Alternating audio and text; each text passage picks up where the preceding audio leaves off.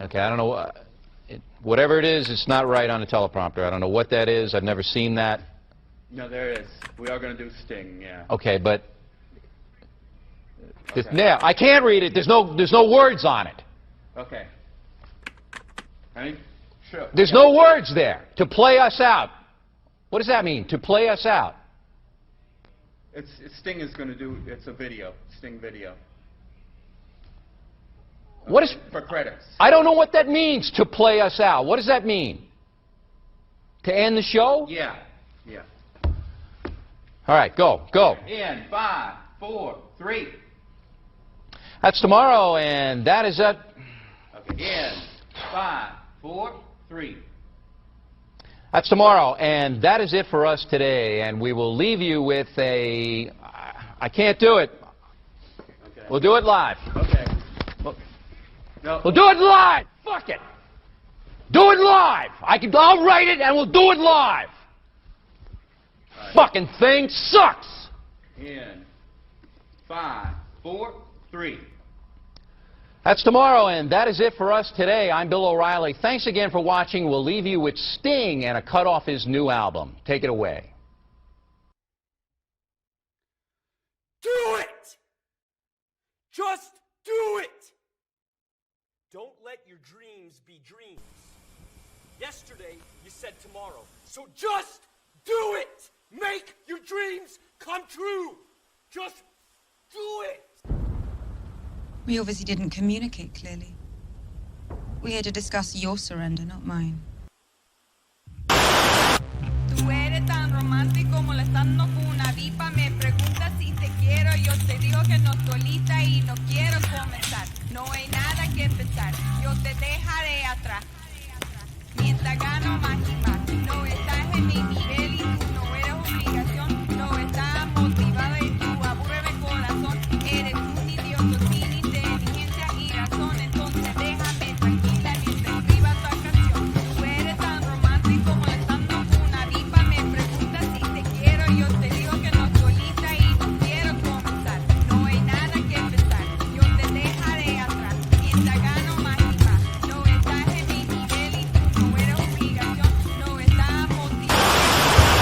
Corazón, eres un idiota sin inteligencia y razón. Entonces déjame tranquila mientras escriba tu canción. Estoy aquí a disfrutar. Estoy aquí pero quiero gozar. Si quieres a mí pero vamos a bailar. Cintura a cintura, papi, tra, tra, tra. Bailando, gozando y me gusta tomar. Pero no quiero pendejos que no quieren respetar. Déjame pendejo, papi, ya no más. Déjame pendejo, papi, ya no más. Estoy aquí a disfrutar. Estoy aquí pero quiero gozar. Si quieres a mí pero vamos a bailar. Cintura a cintura, papi, tra, tra, tra. Bailando, gozando y me gusta tomar. Pero no quiero pendejos que no quieren respetar. Déjame pendejo, papi, ya no más. Déjame pendejo, papi, ya no más.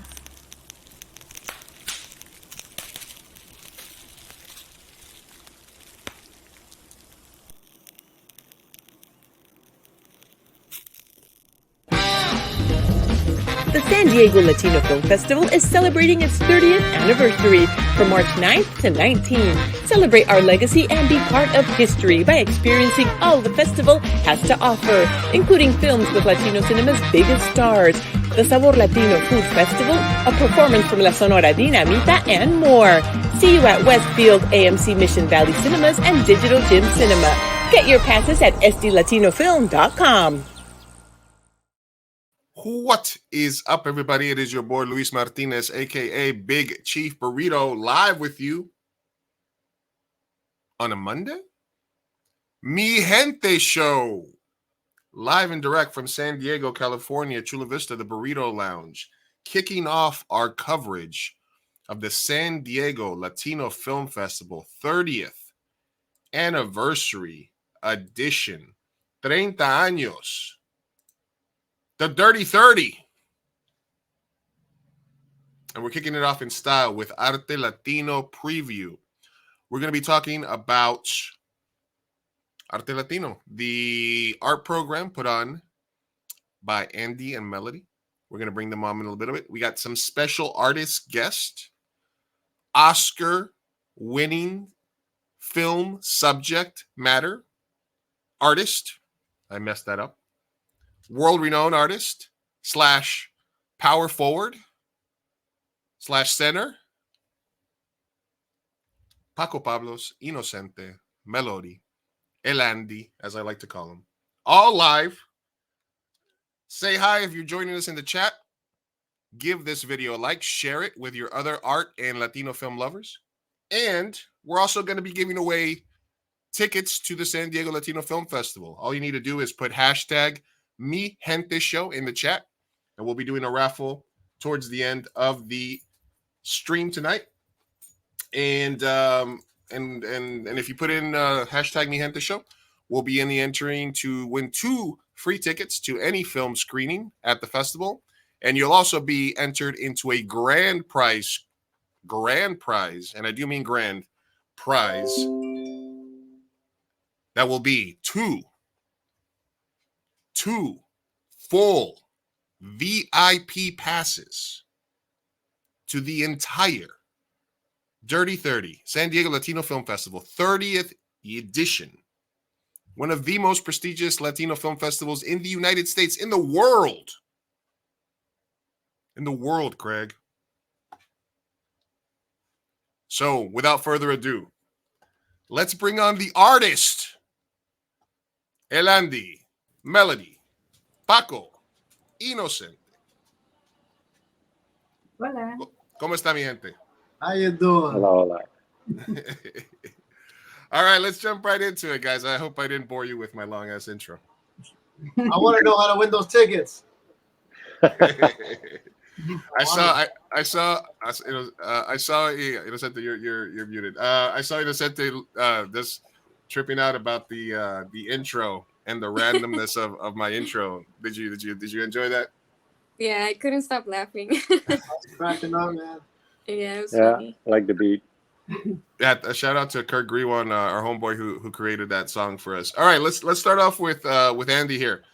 El Andy, Yes. tell us a little bit about Arte Latino project, how you became associated with the festival, and a little bit of the background on that. Well, I started out with the festival probably like 20 years ago when we were at the what was the old theater's name? Melody. Hazard Center. Hazard Center. So we were at Hazard Center, and this was 20 years ago, and there was no Arte Latino at the time. So I was talking to Ethan, our founder, and I asked him if it would be a good idea to put some art up. This was just my art. That's stuff that I've collected actually from artists in Los Angeles. And that year, a bunch of different artists came up and said, "Hey, how do I show my art here?" And a lot of people said, "Hey, how do I buy the art that's here?" And I just kind of saw people want to buy art, people want to show art, so let's do it. That's how it started. And are you an artist yourself, Andy, or do you just have you always been attracted to the art world? What's your relationship to it? Actually, I could draw maybe a smiley face, but no one would know what it is. Okay. So you're an abstract artist. Yeah, that's yeah. Sounds good. Thank you. But I've been curating. I actually had a gallery at Liberty Station for a while, so I just really did love the art, and I saw that for a while there wasn't a whole lot of places to see Latino art. And since I already had a collection, I already knew some artists. I just gave it a shot, and I've been doing it ever since. Not at a gallery right now, but I'm having a great time doing it at different events and with the film festival right now. All right, absolutely. And Melody, Chicana Lili, when did your involvement with Arte Latino start? I came on the festival about 5 or 6 years ago with Andy, just helping him. That was in Fashion Valley, and we had 2 6-foot tables to host artists to have live art every single day of the festival. So that's what I came on to help with. And then last year they just gave us a whole storefront, and this year they gave us 2, kind of. So we get to expand every year, and yeah, have a lot of fun.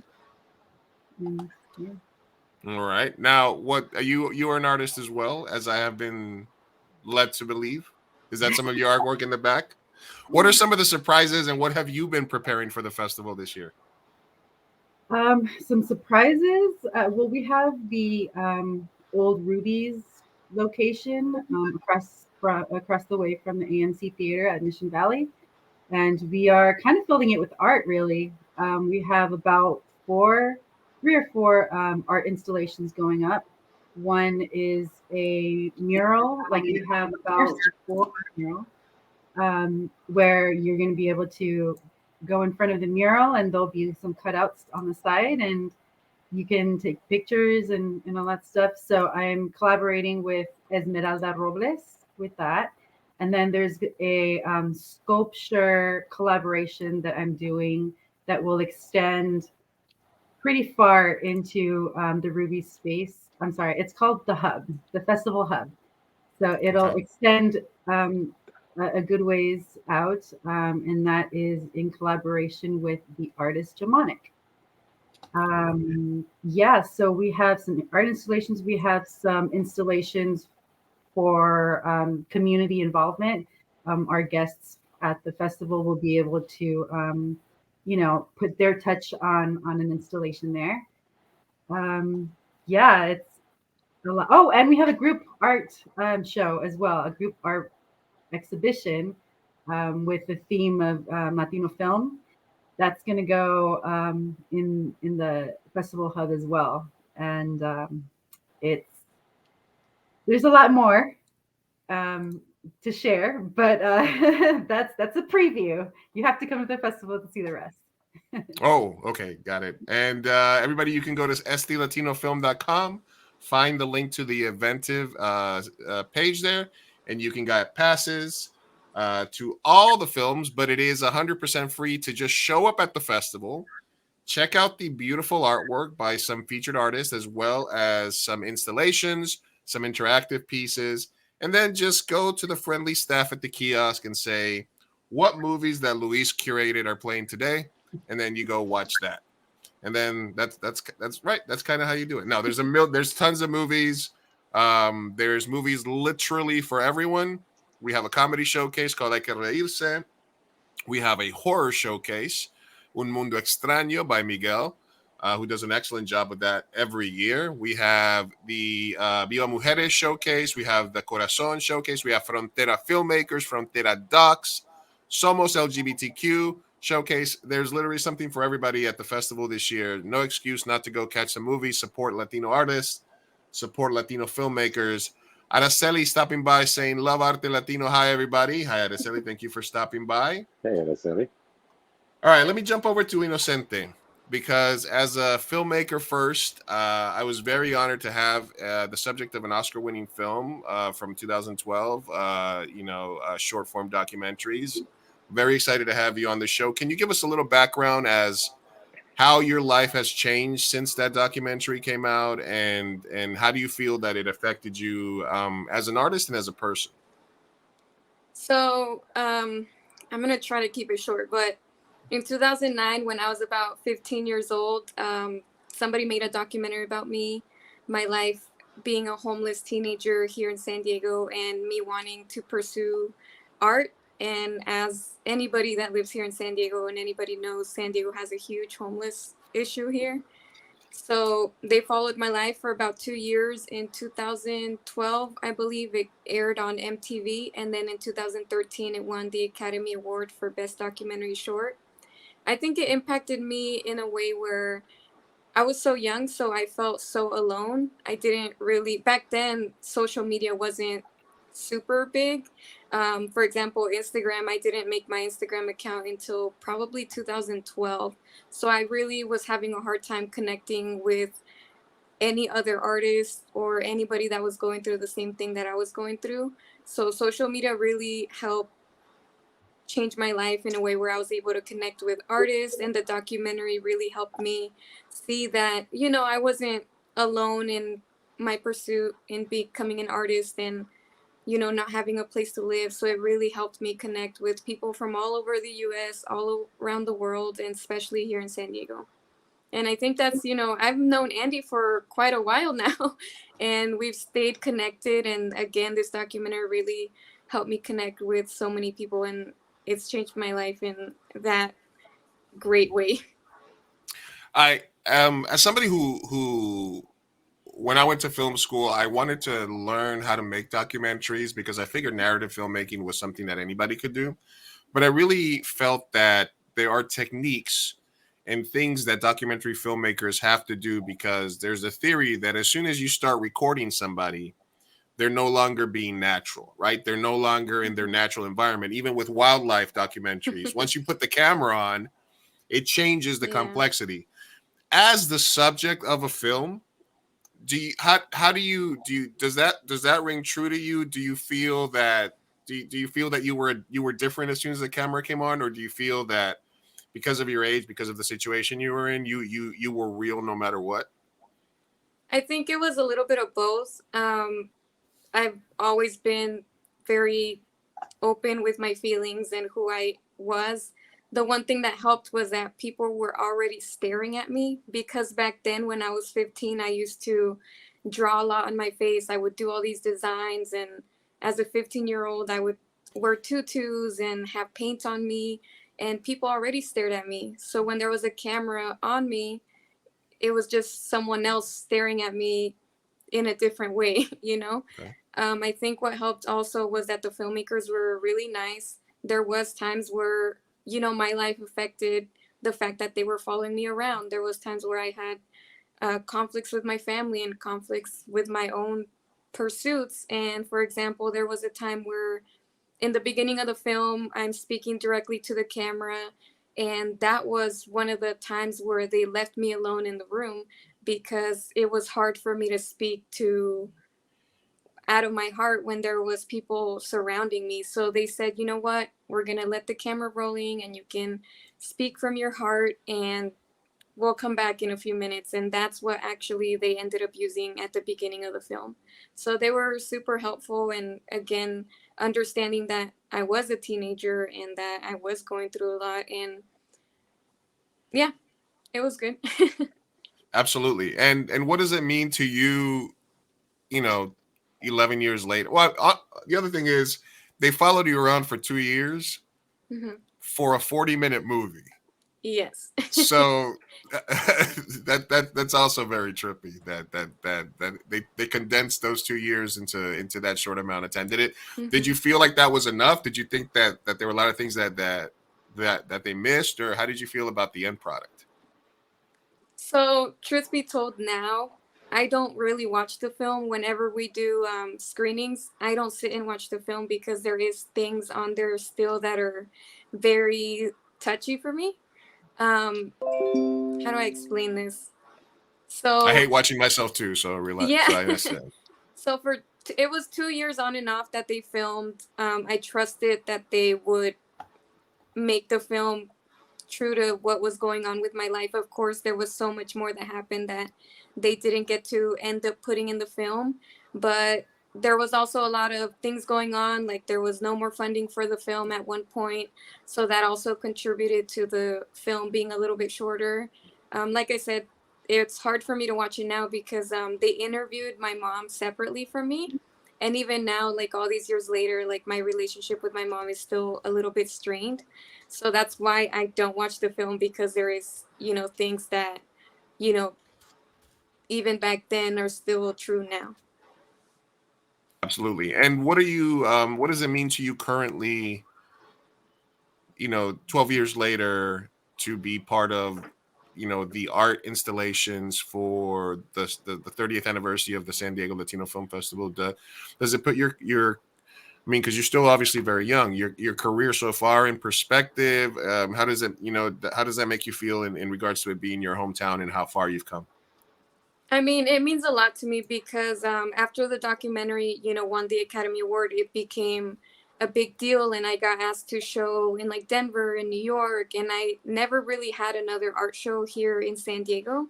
So then in 2019 it would have been my 10th year anniversary since my first art show in 2009, but the pandemic hit and I was going through a really nasty divorce, so I kept getting it pushed back. So this is really me showing at the Latino Film Festival is super important to me because it shows that after everything that's been going on, I'm still doing art.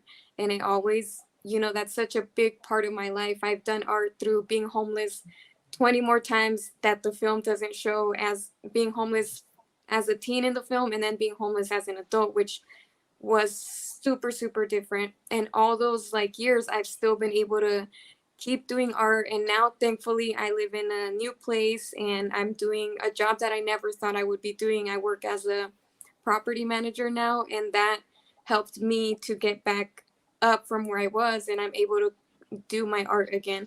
So these past 2 years, I've been really working on a lot of art, so I will be able to show a lot of my new art and how my art has changed. It's not as messy as people will see in the film, mostly because, when you rent an apartment, you have to give a deposit, and you want your deposit back. I don't want to make a mess. I don't want to get paint everywhere and destroy the apartment. So I've had to adapt my art to the different surroundings that I've come across. So she'll be there for the intro. She'll be showcasing new art. She'll be there, but she'll quietly sneak out the back while they're screening the movie.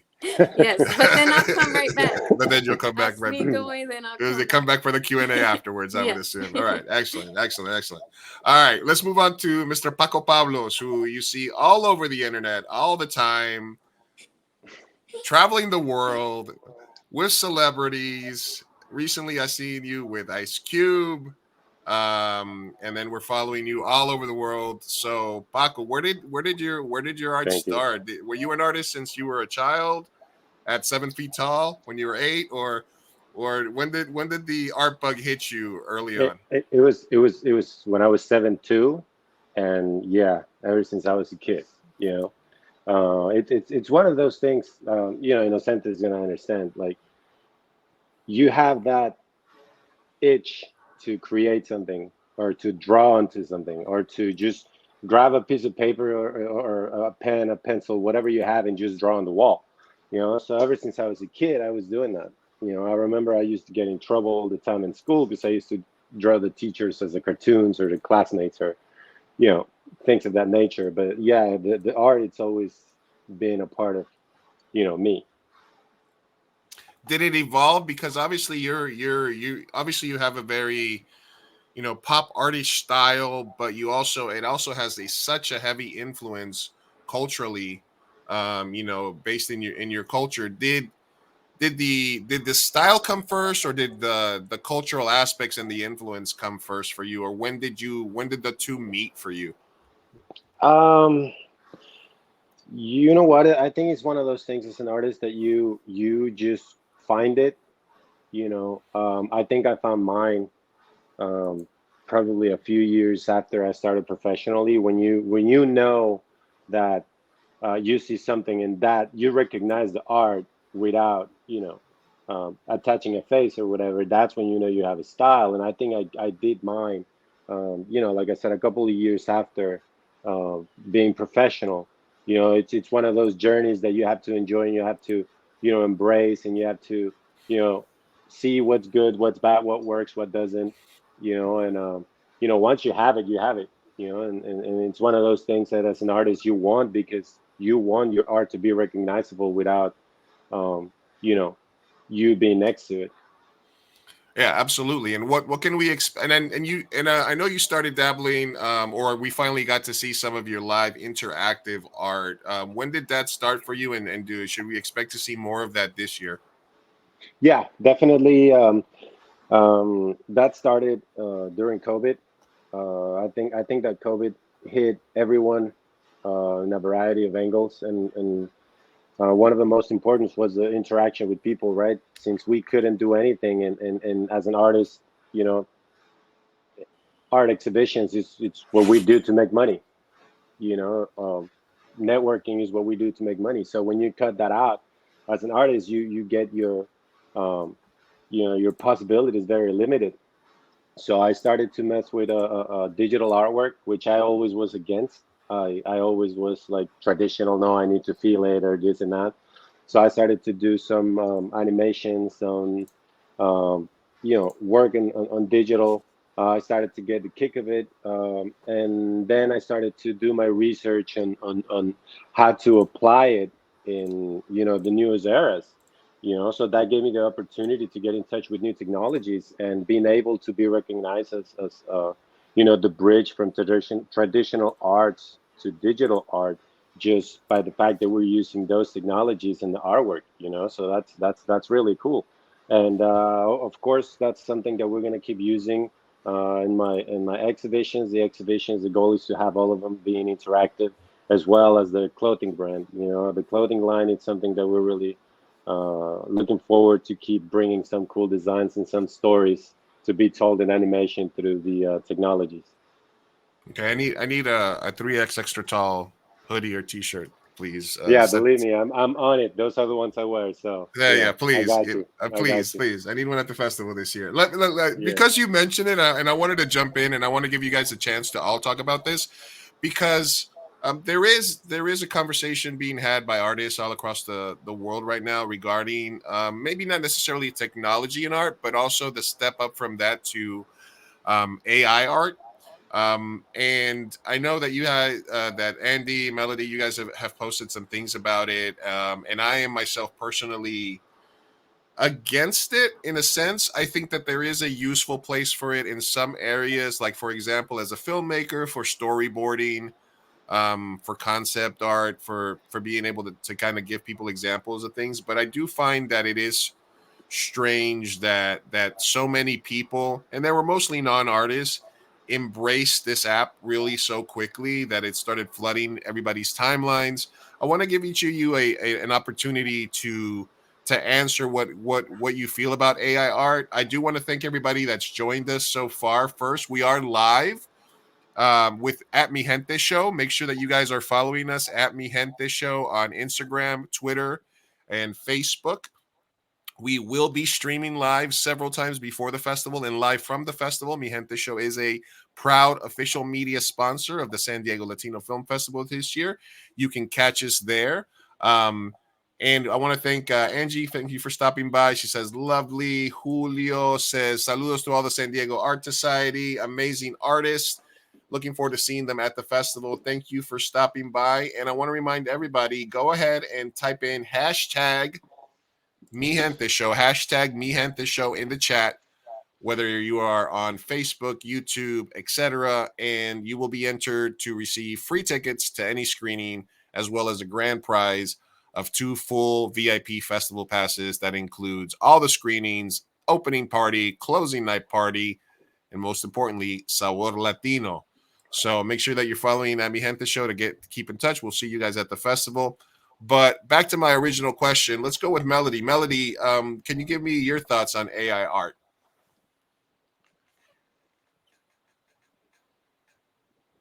No pressure. Sorry, no, I had to unmute. I am against AI art. I'm still, for me, art is like personal. I do like to touch it, like Paco was talking, like saying, it's about the energy put into something that someone makes with their hands or however, but that's their energy. With AI art, I mean, it's just an image and it's using other images from the internet, right? From what I understand. Yeah, a lot of the issues with the ethicity of it is that sometimes it's artists who passed away who get their images fed into this AI, artists who don't give their permission, whose imagery get because the computer needs to learn from somewhere. So, and there are artists that give the permission and things like that, but Van Gogh's not around to give permission to put Starry Night into it. There's plenty of apps that'll give you a Starry Night sort of effect, right? And I do believe that there's a difference between what Paco said, which is using technology to create art or to help the artist, versus just letting the artificial intelligence do it all. Yeah, I'm not a fan. I mean, Okay. it takes away a lot from artists that are creating. It's just there's no like core to it. It's just kind of stealing and why? I mean, okay, I understand what you were saying before for filmmaking. I mean, storyboard, I get it. I understand that. But as art that means something, I mean, I think because we're so bombarded with so many images all the time on social media, I mean, it's right on your phone. So it's a lot of, I don't think mm, some people that don't understand art maybe Uh-oh. You're will calling just, people that don't understand are dummies. That's no, not a no, good, no, that's a no, brave no. move. I just, those that don't really connect with art, I think it's just easier just to see AI art as like just an image, and doesn't with no substance maybe. All I right. don't know. That's what my opinion is. Raquel, thank you for stopping by. Raquel's another artist here locally. Put that back in as Mi Gente show, Raquel, so that it counts as an entry. Angie, thank you for typing in Mi Gente show in the chat. You're entered into the drawing.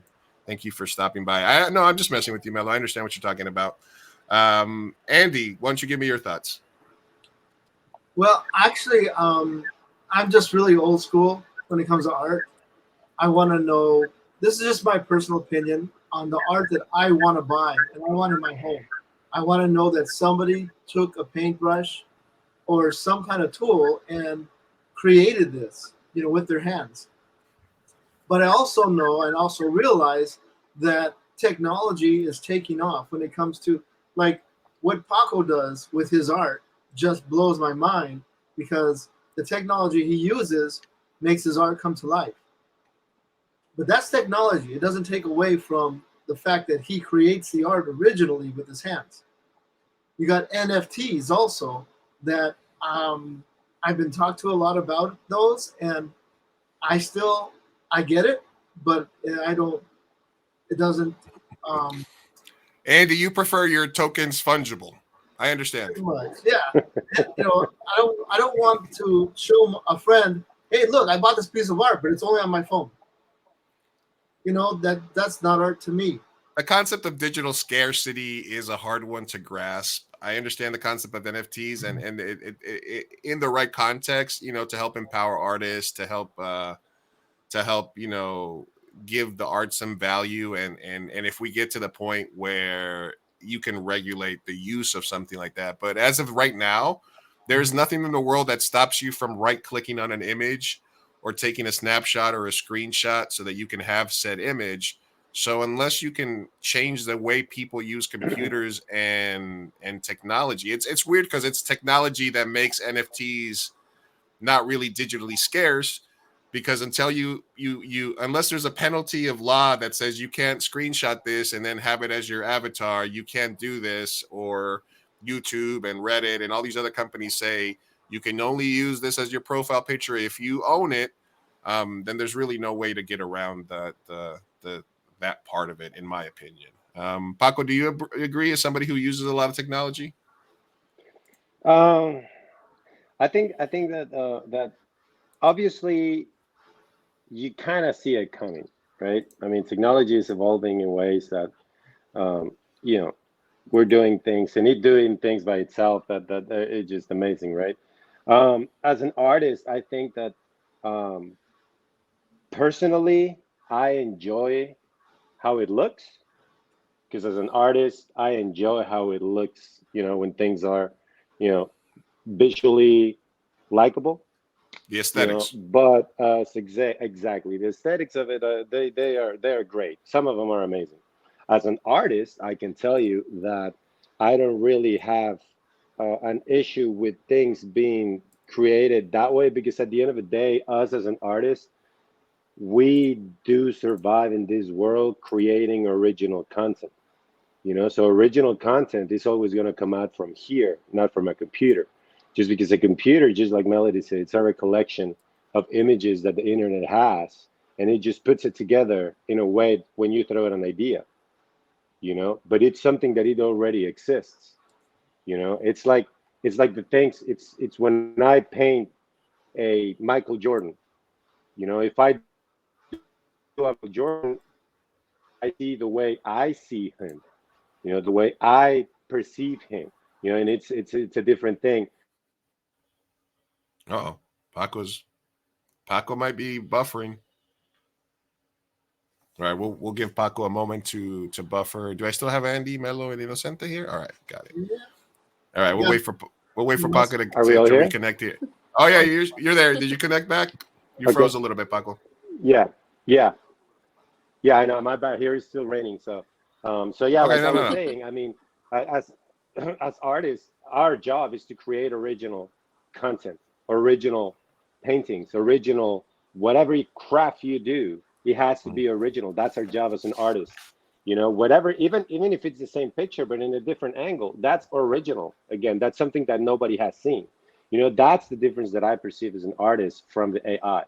Because like I said, AI is going to give you something that might appear to be new, but it's just a refried of images. Instead Absolutely. of us as artists, we're going to give you something strictly new. Whatever it is, that it's going to be strictly new because it's just brand new, created, handmade.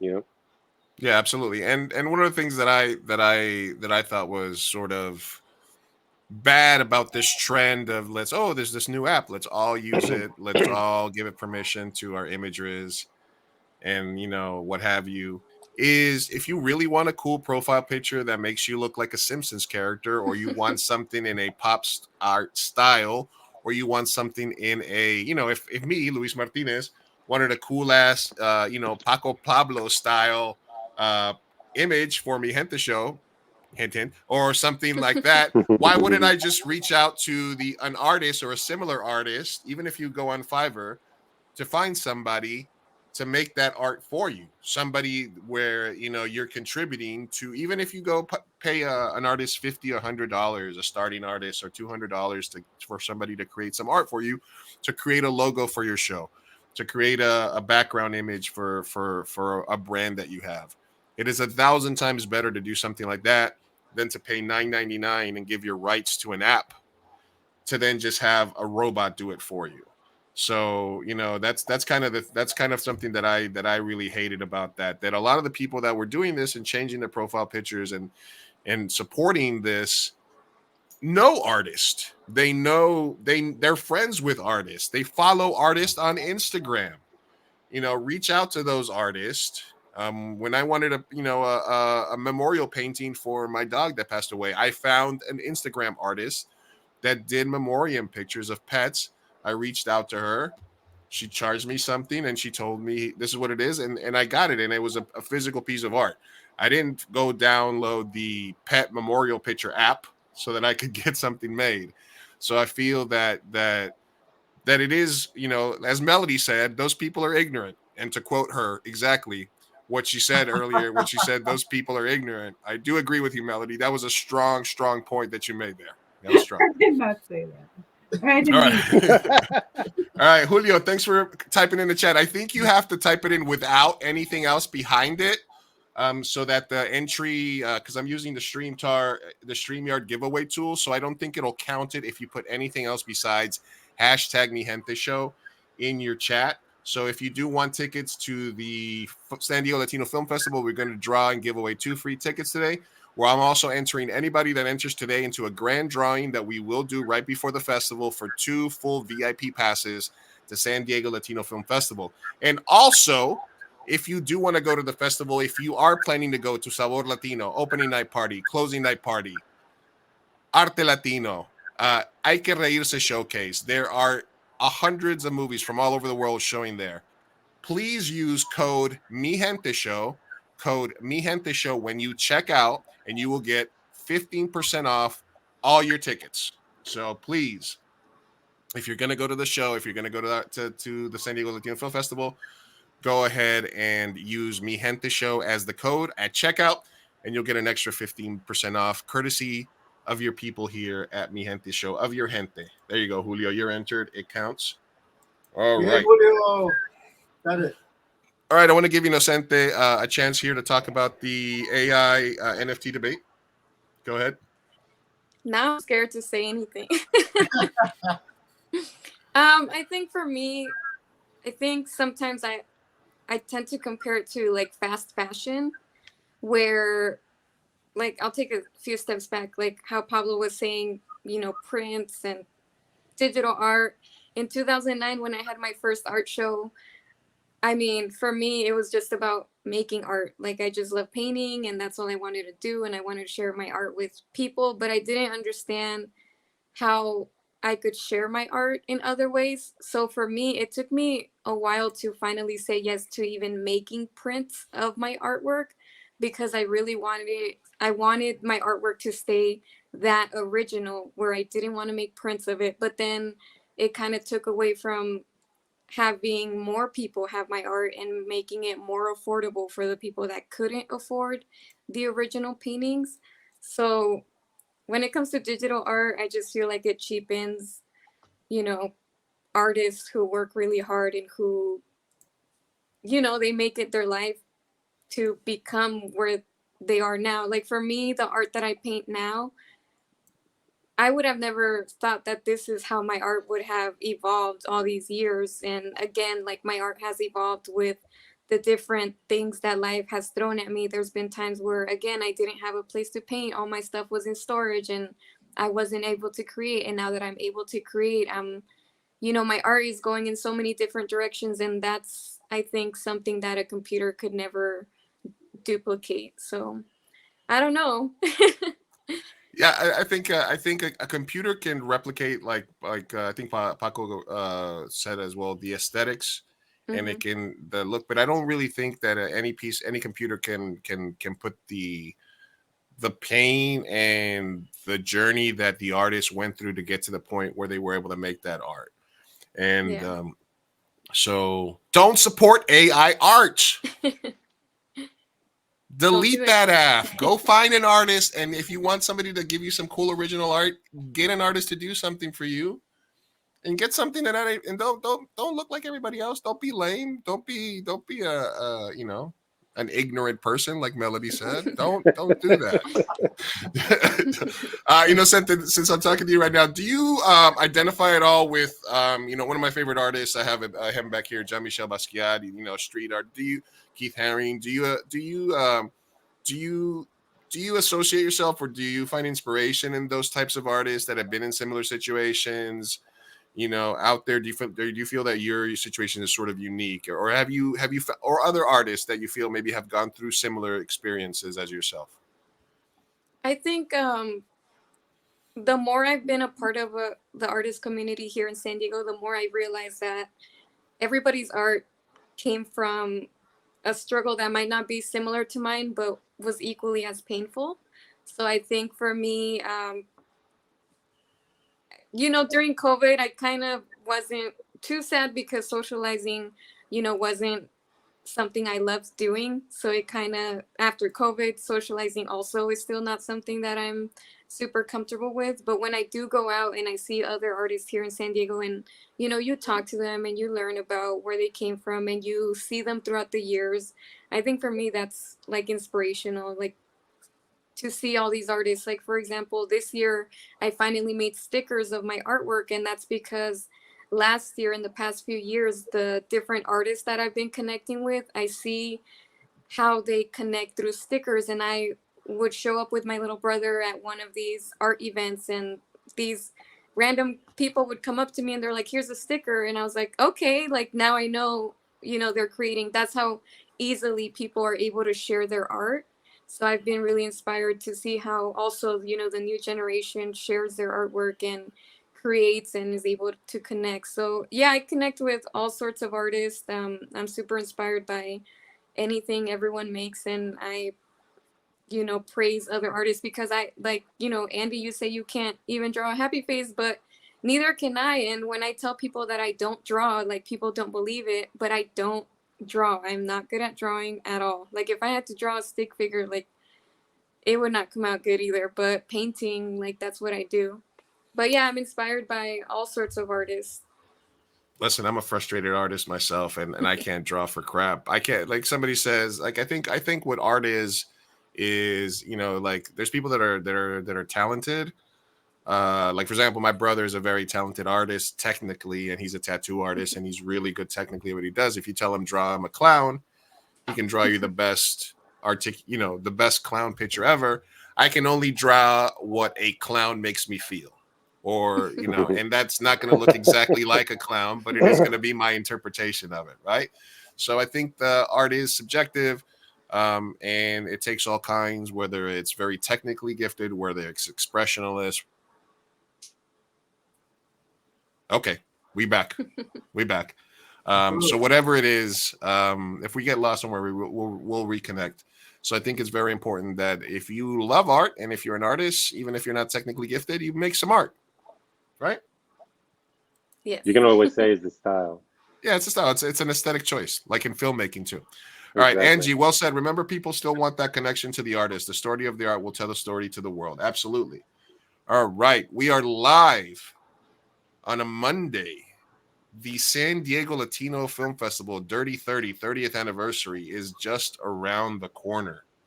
And you can go to sdlatinofilm.com and it will take you to the all right, let me see if I can figure out how to share my screen here so I can share this with everybody here. All right. And you can go to sdlatinofilm.com and you can check out all the movies that'll be here in San Diego. For example, Los Mecánicos, a comedy from Puerto Rico that will be screening here on Saturday, March 11th. We also have a local filmmaker, Jose Paredes, who I've known for a while. His film Contratiempo is playing Wednesday, March 15th. I spoke to this artist today from Illegally Brown, a short film that will be part of my comedy showcase, Hay que Reírse, a comedy showcase that I was able to curate with comedies from all over the world. Los Pacientes Recurrentes, a comedy road movie from Mexico that is playing on Sunday, March 12th. So if you're coming up March 12th for Arte Latino, watch a movie, then go to the art show. You got perfect thing. And you can go to sdlatinofilm.com, go to the Eventive page. You'll get your festival passes. You can get full passes for the festival. Another film that I'm very excited about. This is one of the films I advocated It's called Años Luz. It's a movie from Uruguay. I'm Colombian Uruguayan, so this takes a very special place in my heart. The filmmaker, she is coming all the way from Uruguay.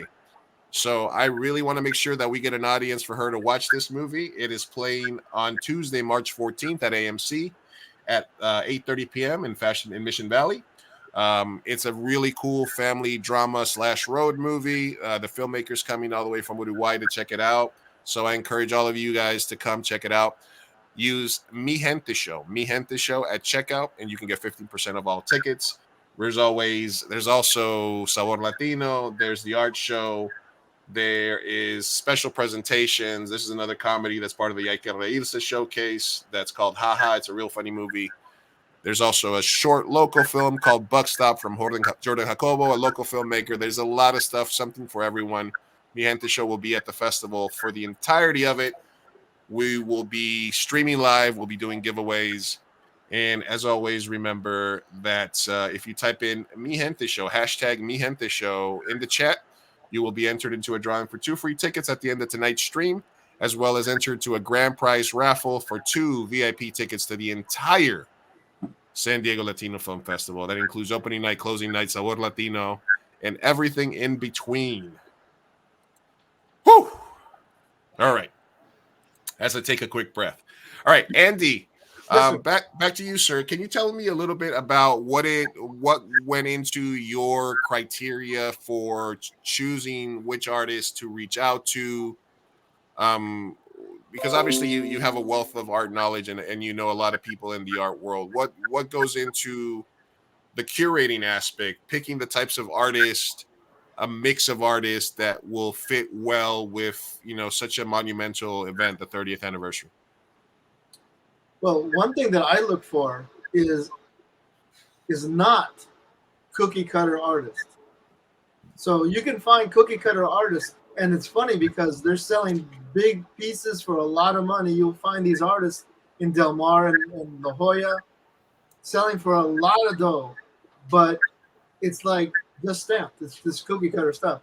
And for me, when you look at Paco's art, you look at Inocente's art, they're absolutely, completely different ends of the spectrum. They're awesome. I mean, I am in awe of the four of you here because all of you as artists and filmmaker, I think it's amazing. But for me personally, I look to art that's different.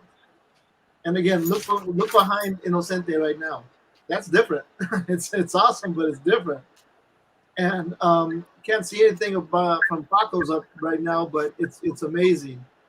And Melodies, man, the stuff she does with not just paint, but she infuses everything from toothpicks and corn husks and all kinds of cool stuff to make her art. So that's what I look for. But to be really, really honest with you, this year,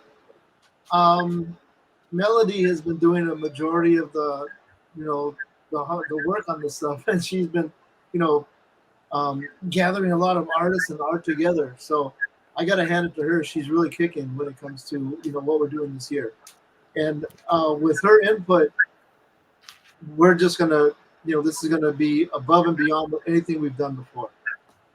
All right, Melody, same question to you. I know you're also involved in getting some artist vendors to show up and some of the special events, but what are the criteria and what are you looking for when you're gathering or reaching out or deciding what artists to accept as part of the process? Well, kind of the same uniqueness, things that I haven't really seen before. There's, for example, a few weeks ago, I found actually, I think he reached out, a photographer that I loved his images. And we actually don't have any, I don't think we have any photographers except for him involved in the festival this year so far. And I mean, if it catches my eye, if it's unique, color, techniques, we have more abstract artists this year, things like that, to really represent all Latinos, not just, we have a lot of Mexican American Chicanos here in San Diego, but, more inclusive of Latino art is really what I've been looking for. And we have a great selection of artists this year. We're going to have so much art, so many pieces of art all over across the festival. It's really exciting. Well, if you need a Colombian Uruguayan artist, I do have some of my stuff up here. You can see some of our artwork up there. In case you guys need another piece, just let me know. I'll bring it down. Yeah, sure. I'm just kidding. All right. Thank you for everybody that's stopping by. We're live here with the Arte Latino crowd for the San Diego Latino Film Festival. G-Monic says Robert Art has no heart and no attitude. Soulless. Agree. Angie, thanks for stopping by again. Lovely panel today. Congratulations to all of you for uniting the art world. I don't know if we're uniting the art world, but we are getting a nice little piece of it together here for a nice celebration of art and Latino culture. All right, Paco, quick question for you, because I know that your background does not only involve art, but also involve basketball. You get the option of these two things. All right. You can be the 12th man on the Utah Jazz for an entire basketball season. You're going to get maybe 8 minutes the whole season, but you're going to get on there. You got a uniform, or you get to do a month-long exhibit of your artwork at the Whitney Museum in New York. Which one do you choose? Oh, the exhibit. The exhibit? All right. No question. That was easy. No, hands down. Yeah, man, that's a full guaranteed year-long contract. It's the Utah Jazz, man. It's the Utah Jazz. I mean, all right. What if it was the Lakers? What if it was the Clippers? Not the Lakers. What about if it was the Clippers? Dude, really? No. It's still the exhibit. Still the exhibit. All right. But if it was the Lakers, you'd say the Lakers, right? No, I would say the exhibit. Okay, the exhibit. All right. I just wanted to see which way your heart tugged you in that direction. Yeah, no, I did. I'm at peace with what I did playing basketball, so I don't have to, go back and see like, oh, what if? So yeah, I'm happy with, especially an exhibit like that. Yeah, no, go for that. Okay, all right, absolutely. I got you. All right, let's wrap this up with you guys because I know you guys got more art to do. Andy, give me some closing words. Why should people come out this year? The significance of the 30th anniversary, the mix of art that you and Melody put together. Give me the key reason from your perspective that people should come out to see the festival and to see the Arte Latino. Mainly because it's not just film; it's film, live music, live art. Some of the best artists you're gonna see. Meeting them, buying pieces from them. Our goal this year is to make it an experience every day. So you walk away not thinking, oh, that was a cool film, but you walk away going like, wow, I heard music, I saw art, I saw a great film, and I experienced something that I don't get to experience most of the year. All right, Melody, same question for you. What is the key factor, other than the Q&As that I will be hosting, for people to come out to the festival this year? Same. It's the 30th anniversary, 30 years of film, of Latino film. And it's exciting. Just like Andy says, we're going to have so many different cultural parts of being a Latino in the United States. Everything from art, the food for Sabor Latino, the music. I mean, it's going to be so amazing. Better than any other year, probably. No, for sure. All right. And Inocente, tell everybody where they can follow you, where they can find you, so that they can keep up with your journey. And what is there anything special that you're bringing to the festival this year that you're excited for people to see? A new technique, a new color palette, anything else like that? I think, like I mentioned before, that all these years I've had to adapt myself and my art to my new surroundings. So hopefully this year people can see that I am in a better place in my life, which, a lot of us hope to be in a better place at all times. So hopefully it shows that I'm doing okay and I'm doing a lot better than I was a couple years ago. I'm looking forward to sharing this art that I've created in times of pain and healing. So these days I am mostly on Instagram.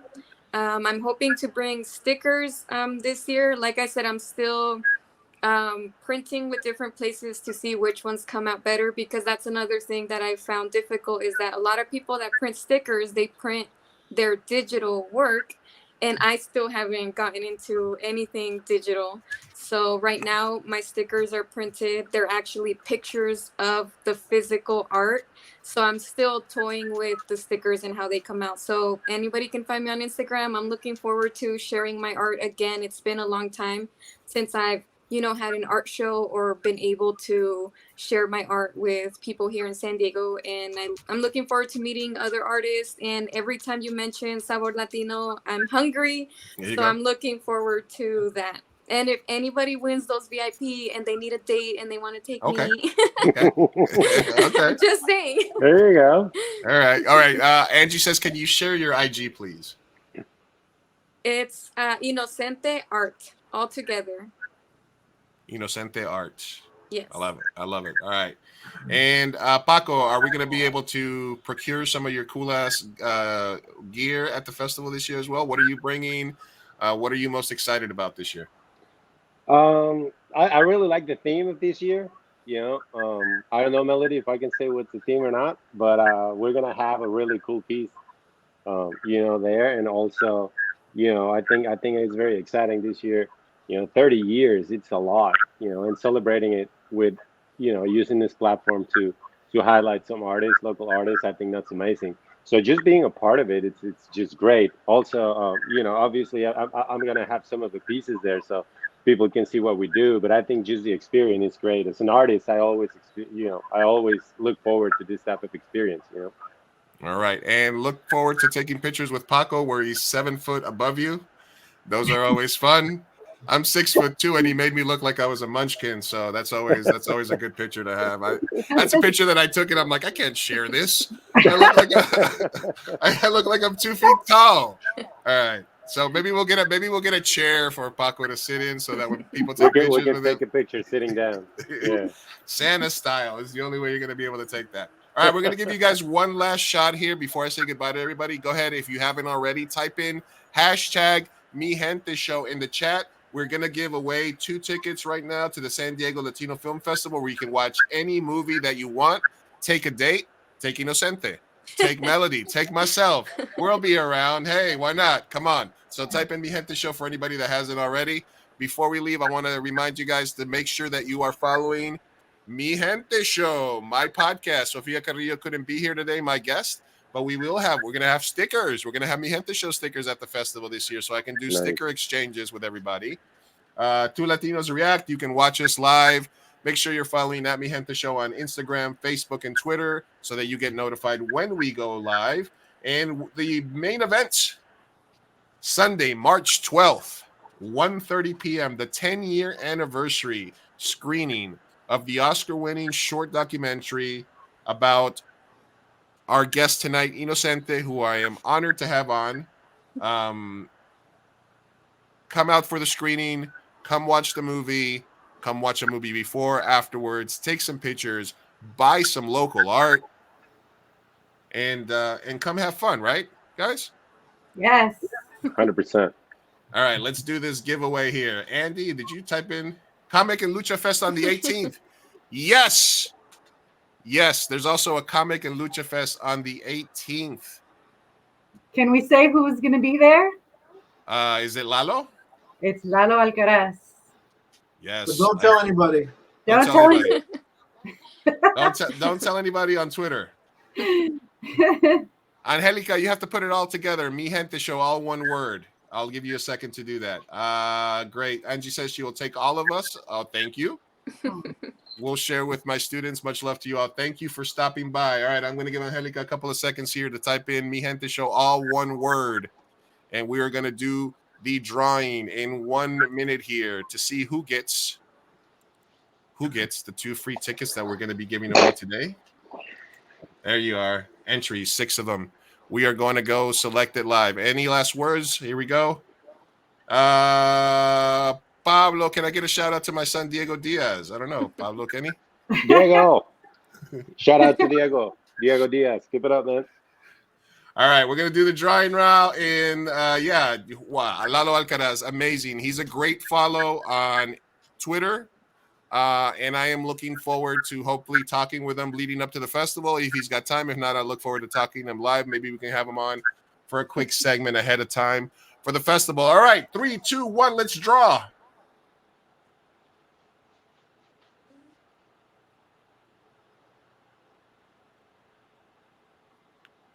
Raquel Alim,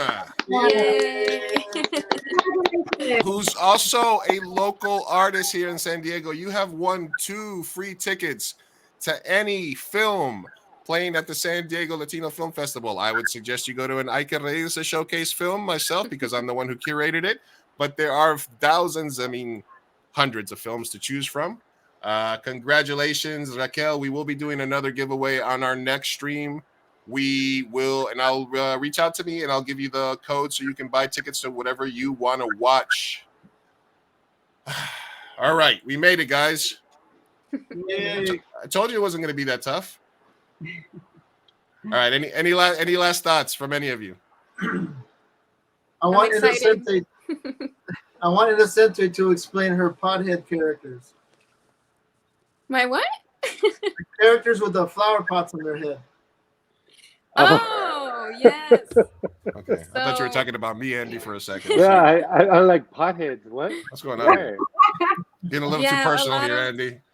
A lot of my art has these characters with like a flower pot looking thing on their head, but it's actually a Devo hat, and it's from my favorite 80s band, Devo. Okay.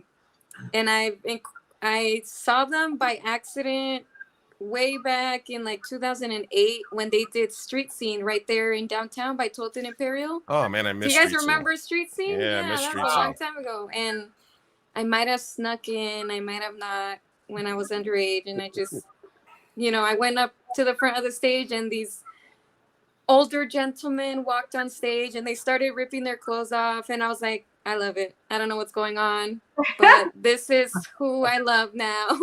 And they've inspired my art ever since. It was life-changing. All right. Yes. Paco, any last words? Oh, I just hope to see everyone at the festival. It's always good to support Latinos, always good to support the local artists, and, bring it.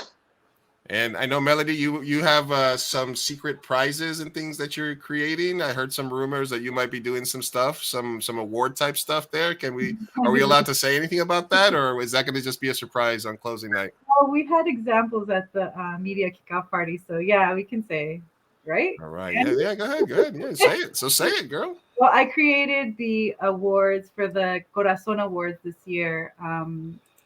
For the films for this year. It's 16 awards, I believe.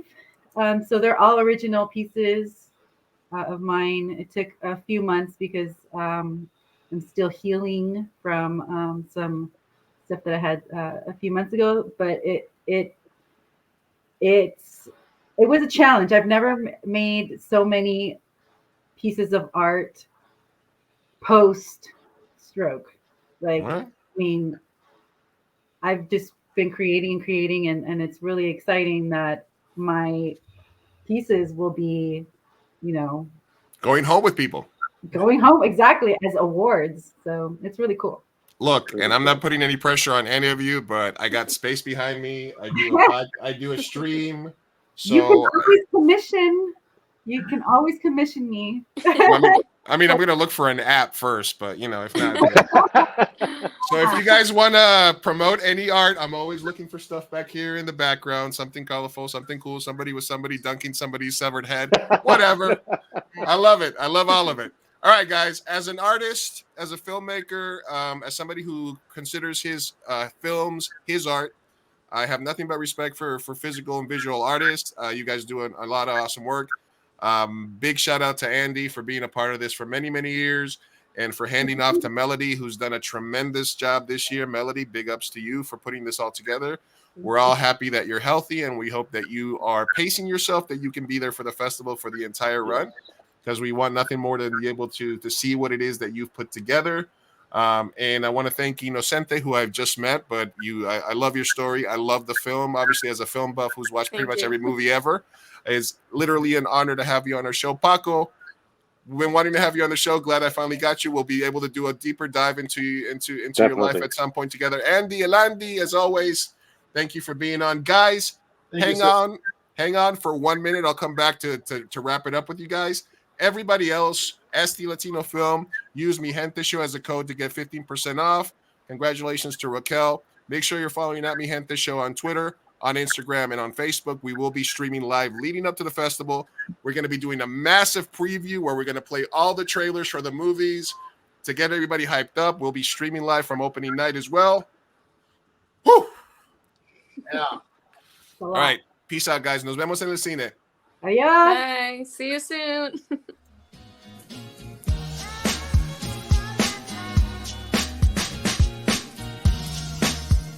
Vamos, papá, hay que irnos. Me estoy aguantando desde que pusieron el domo. Puedes esperar. Muchas personas trabajaron en esta película y solo quieren que te aprendas sus nombres de memoria. Y yo quiero asegurarme de que ningún animal resultó lesionado durante la filmación de esta película. ¡Listo! ¡Uy! Palomitas en el suelo. Chao. Espera, parece que Maggie tiene algo que decir. La primera palabra.